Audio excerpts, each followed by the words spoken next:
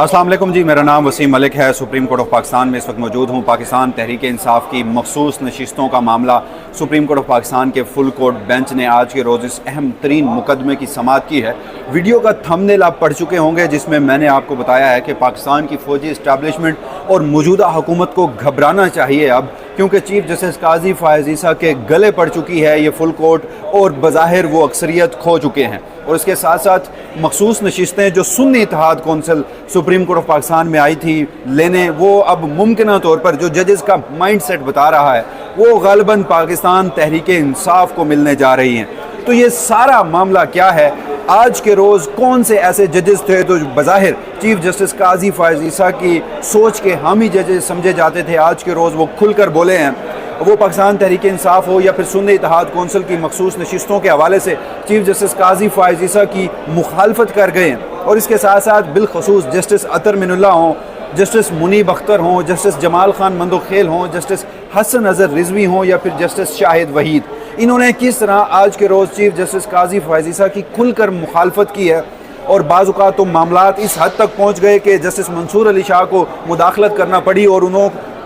वकील को फैसल सदीकी जो सामने रोस्टम पर खड़े थे उन्हें कहना पड़ा कि आप इस समाअत को आगे बढ़ाइए, क्योंकि वो जो जजेस के दरमियान मामला था, वो जो बहस व मुबाहिसा और तकरार थी, वो बहुत हद तक बढ़ चुकी थी। इस वीडियो में सबसे अहम बात वो आपको ये भी बताऊंगा कि सुप्रीम कोर्ट ऑफ पाकिस्तान की फुल कोर्ट के जजेस ने आज के रोज़ ये तय कर दिया है कि वो किसी सूरत चीफ जस्टिस काजी फ़ायज़ ईसा के इंतखाबी किरदार का बैगेज उठाने के लिए हामी नहीं हैं। चीफ जस्टिस काजी फ़ायज़ ईसा के 13 जनवरी के सुप्रीम कोर्ट ऑफ पाकिस्तान के फैसले का जब कमरा अदालत में जिक्र होता रहा तो चीफ जस्टिस काजी फ़ायज़ ईसा के जो चेहरे के तासुरात थे वो आपको बताऊंगा। और फिर चीफ जस्टिस ने अपने फैसले को डिफेंड करने के लिए जो एक बड़ी माजरत के साथ नॉनसेंस किस्म के इलॉजिकल गुफ्तगू की है, उनके पास अपने फैसले को डिफेंड करने के लिए जो अल्फाज नहीं थे, ये क्या सारी सूरत हाल थी, आज की इस वीडियो में तफसीलन कुछ मामलात आपके सामने रखता हूँ। जो दीगर जजेस जैसे जस्टिस मुनीब अख्तर हो गए, जस्टिस अतर मिनुल्लाह हो गए, इनका चीफ जस्टिस काजी फ़ायज़ ईसा के साथ जो बराह रास्त क्लैश आज देखने में आया है रिमार्क्स और ऑब्जर्वेशन में, वो वीडियो के आखिर में मैं आपको बताऊंगा। मगर आज के रोज़ जैसे ही समाअत का आगाज़ होता है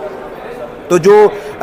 वकील हैं सुन्नी इत्तेहाद कौंसिल के, वो केस के हक़ाइक़ बताते हुए समाअत के आगाज़ में दलाइल देते हैं कि जनाब इंतखाबी निशान छीनने के बाद जो सलमान अकरम राजा साहब हैं पाकिस्तान तहरीक इंसाफ के, लाहौर से इन्होंने इलेक्शन लड़ा, वो एक दरख्वास्त लेकर पहले लाहौर हाई कोर्ट के बाद इलेक्शन कमीशन ऑफ पाकिस्तान और फिर उसके बाद सुप्रीम कोर्ट ऑफ पाकिस्तान में आए। जो फॉर्म 33 में तस्हीह का मामला था, क्योंकि गुज़श्ता रोज़ हमने देखा कि जो बेंच का फोकस था और आज के रोज़ भी जो समाअत में एक अहम मुद्दा था वो ये था कि जी जो अगर पाकिस्तान तहरीक इंसाफ से उस वक्त बल्ले का इंतखाबी निशान छीन लिया गया था तो फिर भी पाकिस्तान तहरीक इंसाफ एक जमात थी, एक रजिस्टर्ड पॉलिटिकल पार्टी थी, वो किसी और निशान पर पाकिस्तान तहरीक इंसाफ की वाबस्तगी से ही इंतखाबात में हिस्सा ले सकती थी। और अब मखसूस नशिस्तों का मामला हो तो उन्हें दीगर सियासी जमातों में, जिस तरह पाकिस्तान तहरीक इंसाफ ने सुन्नी इत्तेहाद कौंसिल में शमूलियत अख्तियार की है, वो ना करना पड़ता। तो जिस पर ये गुज़श्ता रोज़ भी जस्टिस जमाल खान मंदोखेल और आज के रोज़ भी मुख्तलिफ जजेस की जानिब से ये सवालात उठाए गए, तो फैसल सदीकी ने इस हक़ाइक़ को बताया कि जी हम जब इलेक्शन कमीशन ऑफ पाकिस्तान में गए फॉर्म 33 में तस्हीह के मामले पर, सलमान अकरम राजा साहब, और ये आपके सवालात का जवाब है, उन्होंने जस्टिस जमाल खान मंदोखेल को इशारा करते हुए कहा। तो उन्होंने कहा कि इलेक्शन कमीशन ऑफ पाकिस्तान जो है वो उन्होंने हमारी ये दरख्वास्त मुस्तरद कर दी। फिर जो इस हवाले से फैसल सदीकी थे, उन्होंने कहा कि इलेक्शन कमीशन ऑफ पाकिस्तान ने 2 बुनियादी मरकज़ी बातों पर हमारी मखसूस नशिस्तें जो हैं वो हमें वापस नहीं की, यानी सुन्नी इत्तेहाद कौंसिल को नहीं की। इलेक्शन कमीशन ऑफ पाकिस्तान ने पहले नंबर पे कहा कि सुन्नी इत्तेहाद कौंसिल अपने निशान पर इलेक्शन नहीं लड़ा। जो सुन्नी इत्तेहाद कौंसिल है उन्होंने इलेक्शन से पहले जो मखसूस नशिस्तों के असूल के लिए लिस्टें थी वो भी जमा नहीं करवाई। अच्छा, इसके बाद अब कमरा अदालत में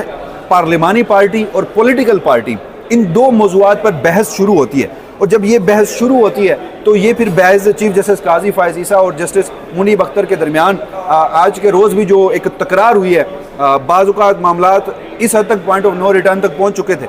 कि दोनों जजेस रिमार्क्स की सूरत में एक दूसरे को काउंटर कर रहे थे। तो फिर जस्टिस मुनीब अख्तर जब बोलते थे या चीफ जस्टिस काजी फ़ायज़ ईसा जब बोलते थे तो जस्टिस मंसूर अली शाह मुदाखलत करते थे और उसके बाद समाअत की कार्रवाई जो है वो आगे बढ़ती थी।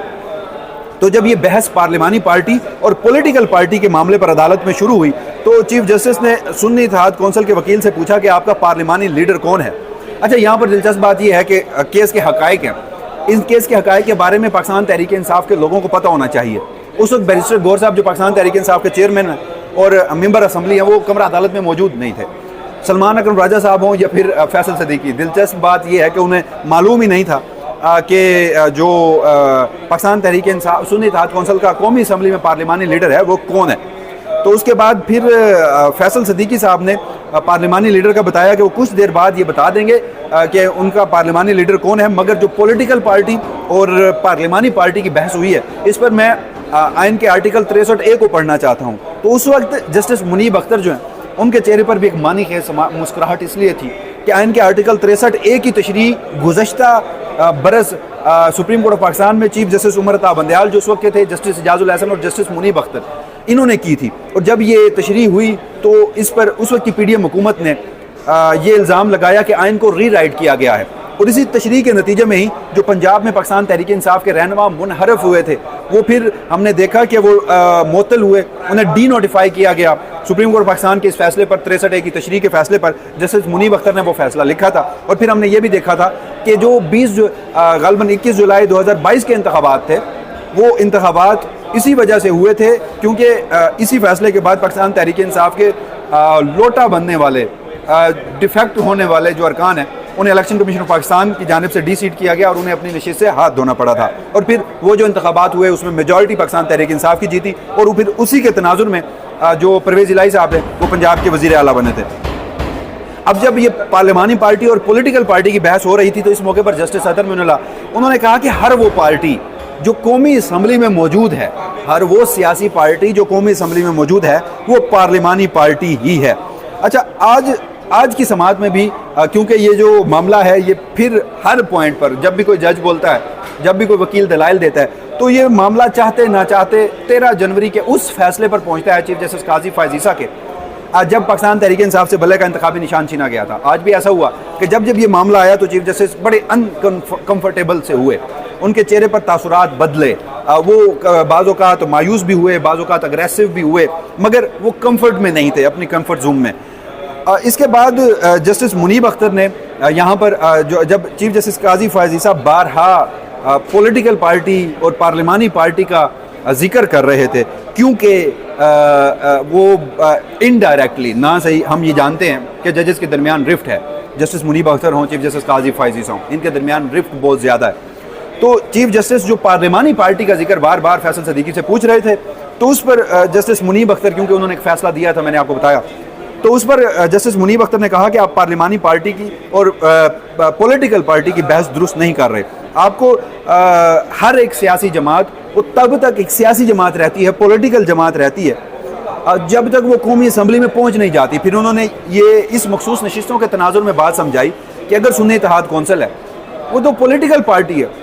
इलेक्शन कमीशन ऑफ पाकिस्तान पहले कैसे उसे पार्लिमानी पार्टी का स्टेटस मांग सकता है या पार्लिमानी पार्टी का स्टेटस तलब कर सकता है, क्योंकि जस्टिस मुनीब अख्तर इस हवाले से समझते हैं कि जब भी इलेक्शंस होते हैं, एक सियासी जमात जीत के आती है, उसी के तनासुब से उन्हें मखसूस नशिस्तें मिलती हैं, सदर मुमलिकत उसके बाद इजलास बुलाते हैं, जब वो तमाम लोग जाकर मखसूस नशिस्तें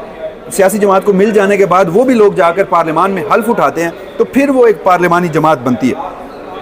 इस हवाले से जस्टिस मुनीब अख्तर ने यहाँ पर एक अहम तरीन नुक्ता और भी उठाया।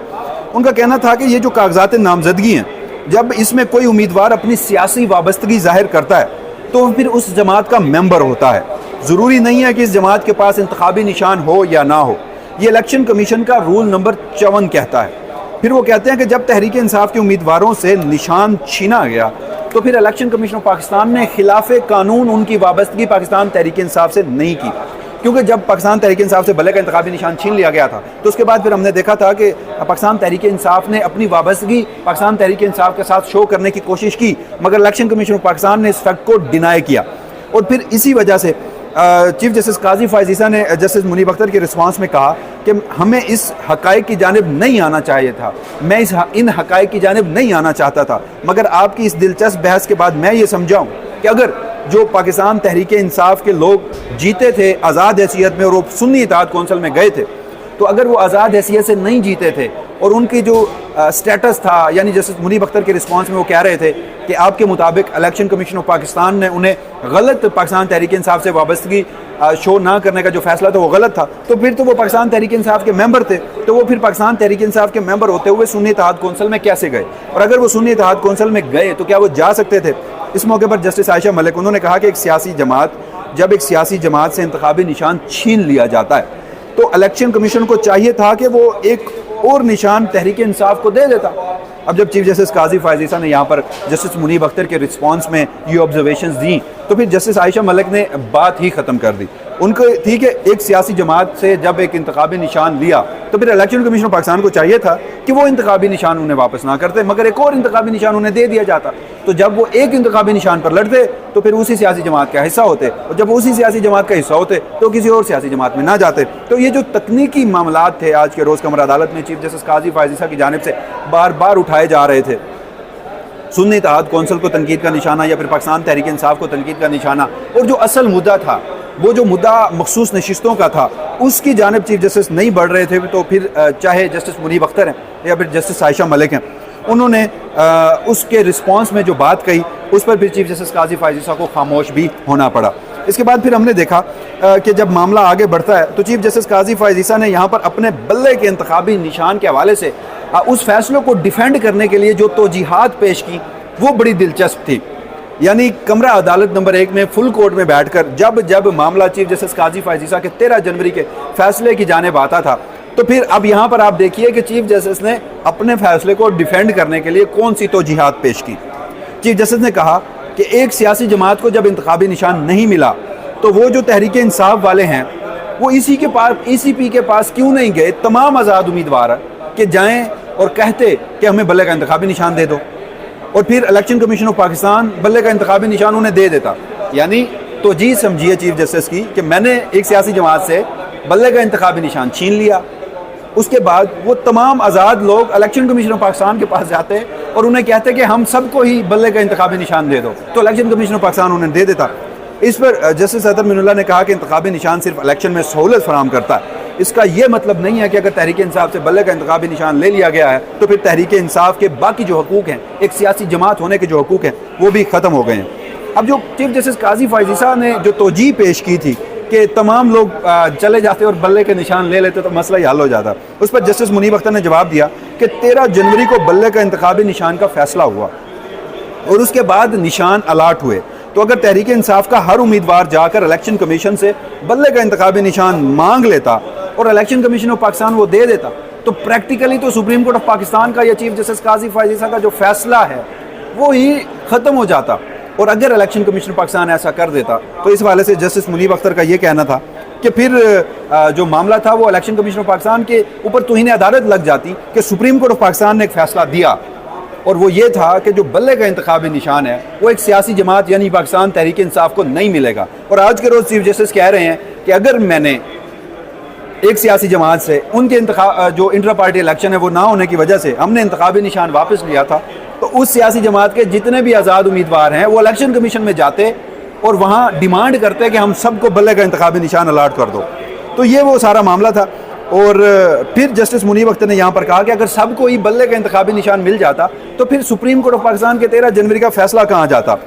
अब यहाँ पर क्योंकि गालबन आपको याद है कि 13 जनवरी को जब ये सारा मामला पेश आ रहा था तो पाकिस्तान तहरीक इंसाफ की एक इंतहाई नाकाम हिकमत अमली सामने आई थी कि अचानक से अख्तर इकबाल डार जो पाकिस्तान तहरीक इंसाफ नजरियाती एक बनाई हुई थी उनमें जाकर पाकिस्तान तहरीक इंसाफ शमूलियत अख्तियार कर लेती और उनका इंतखाबी निशान होता है बल्लेबाज।